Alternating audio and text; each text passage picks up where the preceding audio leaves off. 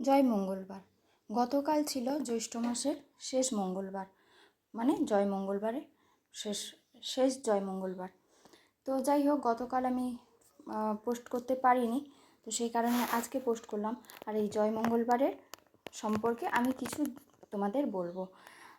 যদিও আমি সেরকম বিশেষ কিছু জানি না, যেটুকু জানি অল্প বিস্তর জানি এবং জেনেছি আর কি, বিয়ের পরে জেনেই তোমাদের সেটাই যতটুকু জানতে পেরেছি সেটাই আমি তোমাদের সঙ্গে শেয়ার করছি।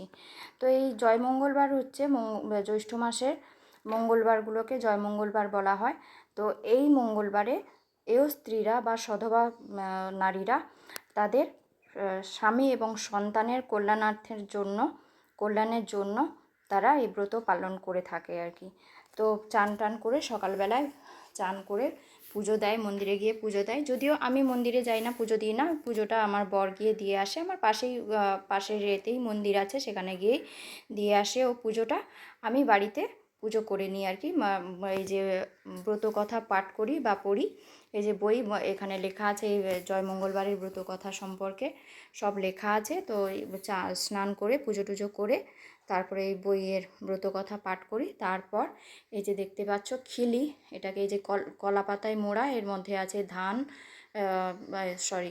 এর মধ্যে আছে দূর্বা, তুলসী পাতা, আর একটা প্যাকেটের মধ্যে আমি দেখতেই পাবে, একটা প্যাকেটের মধ্যে আছে আতপ চাল আর জব, 17টা করে এইগুলো সব থাকে আর কি। তো সেই 17টা উপাদান সব রকমের থাকে। তো আমি এগুলো কিন্তু পরেই জেনেছি, বললাম না বিয়ের পরেই জেনেছি। আগে আমি করতামও না, জানতাম না, আমার বাবার বাড়িতেও এগুলো নেই, এই নিয়ম নেই। তো আমি এখানে বিয়ের বেশ কয়েক বছর পরে আমি এটা শুরু করেছি, আগে করতাম না। তো যতটুকু জানতে পেরেছি সেটাই আমি করি। আর এটা মা মঙ্গলচণ্ডীর নামে পুজো দিয়ে তারপরে এই মেয়েরা এই ব্রতটা পালন করে। আর তারপর এই যে প্রথমে পুজোটা শেষ করে ব্রতকথা পাঠ করে তারপর এই পাঁচালি পড়ে তারপরে এই যে দেখতে পেলে ওই খিলিটাকে খুললাম, তার মধ্যে কি কি আছে সেটা বললাম তোমাদের। দূর্বা আছে, তুলসী পাতা আছে, আতপ চাল আছে, আর জব আছে 17টা করে। তো দূর্বাটাকে ফেলে দিলাম, দূর্বাটা বাদ চলে যায়। তারপরে ওই তুলসী পাতা, জব আর আতপ চালটাকে এই যে সামান্য একটু কলার মধ্যে এটাকে ভালো করে মেখে নিয়ে তারপরে ওটাকে মুখের মধ্যে দিয়ে গিলে ফেলতে হয়। ওটাকে দাঁতে লাগানো যায় না কিন্তু, মানে দাঁতে চেবানো বা দাঁতে লাগানো যায় না আর কি। মুখের মধ্যে বা গলার কাছে ছেড়ে ওটাকে গিলে ফেলতে হয় জল দিয়ে। যে আমি গ্লাস নিয়ে বসেছি, এটাকে এবার মাখাও হয়ে গেছে, এটাকে এবার গলার কাছে ছেড়ে আমি জাস্ট গিলে ফেলবো। তো এই হচ্ছে নিয়ম। তারপরে পুজো দিয়ে নিয়ে এসছে যে মিষ্টি, মানে মন্দিরে যে পুজোটা দিয়ে নিয়ে এসছে, এই যে দেখতেই পাচ্ছ আমার খিলিটা খাওয়া হয়ে গেছে। ওটাকে বলে গঁদ আর কি, মানে মানে খিলিটা যেটা মানে থাকে কলার মধ্যে মাখা, ওটাকে কি গঁদ নাকি একটা বলে। তো যাই হোক, সেটা খাওয়ার পর সেটা প্রথমেই খেতে হয়। তারপরে এই যে পুজো দিয়ে নিয়ে এসছে এই মিষ্টি, এই মিষ্টিটাকে একটুখানি ভেঙে খেলাম, ফুলটাকে মাথায় ছোঁয়ালাম, সিঁদুরটাকে মাথায় পরলাম। তারপর এইভাবেই মানে ব্রতটা শুরু হয় আর কি। আর তারপর দুপুরবেলা কিন্তু সধবা মেয়েরা, মানে আমরা যারা এই ব্রতটা পালন করি তারা কিন্তু আমিষ খাবার খায় না বা খেতে পারে না, বা ভাতও খায় না। তার বদলে খায় হচ্ছে এই যে চিড়ে, খই, মুড়কি, গুড়ের মুড়কি।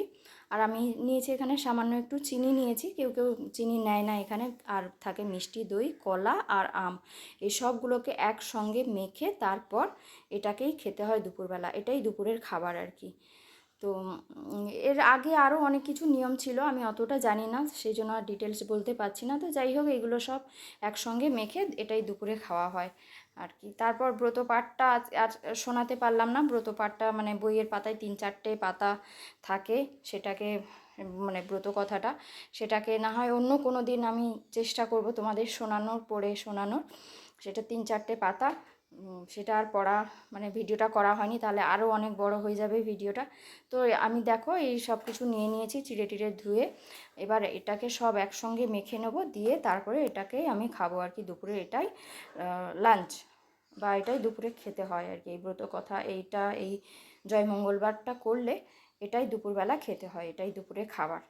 আগেকার দিনে ঠাকুরমশাইকে দিয়ে বা পুরোহিতকে দিয়ে তারপরে পুরোহিত খেয়ে যে তার অংশটুকু রেখে যেতেন সেটাই খেতে হতো। কিন্তু এখন তো আর সেসব হয় না। তো যাই হোক, আমরা বাড়িতেই এরকম করে ওই পুজোর প্রসাদ খেয়ে তারপরে বাড়িতেই এরকম করে দুপুরবেলা নিয়ম করি আর কি, নিজেরাই খেয়ে নিই।